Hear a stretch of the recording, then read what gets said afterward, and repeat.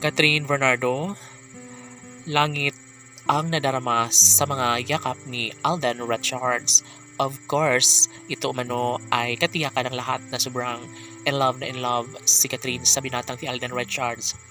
Siyempre, ito lang naman ang isa sa pinakaninanais ng lahat. Yun ay ang maipagpatuloy, magkaroon ng walang hanggang pagmamahalan sa relasyon ni Alden Richards at Catherine Bernardo.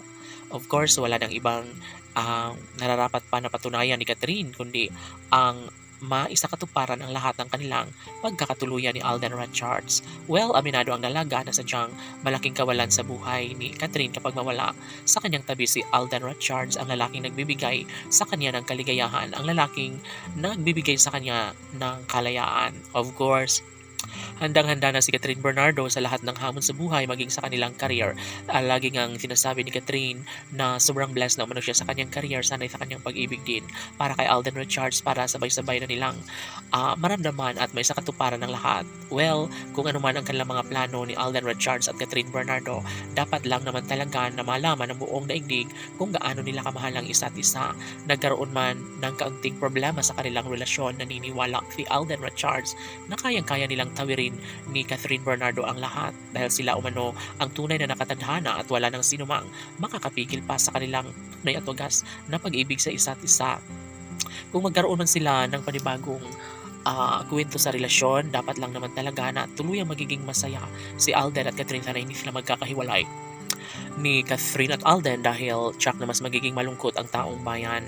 Wala nang sinumang nababagay pa sa pagmamahal ni Catherine Bernardo kundi si Catherine Bernardo lamang. And yes, tama nga ang sinasabi ni Catherine Bernardo na hindi siya pupwede na mabigo sa pag-ibig ni Alden Richards dahil nga siya lang naman ang priority ngayon sa buhay ni Alden Richards. Ibig sabihin na siya lamang ang nag-iisang babaeng pinangarap ni Alden Richards, no, na si Catherine Bernardo lamang ang kanyang tunay na magiging kabiyak na makasama habang buhay. Laging pakatandaan na hindi na magbabago kailanman ang relasyong tunay ni Alden at Catherine, at ito lamang isa sa matagalang inihiling ni Alden Richards. Yun ay ang magiging makatotohanan na ang lahat, na mawala na ang takot at pangamba ni Alden at Catherine.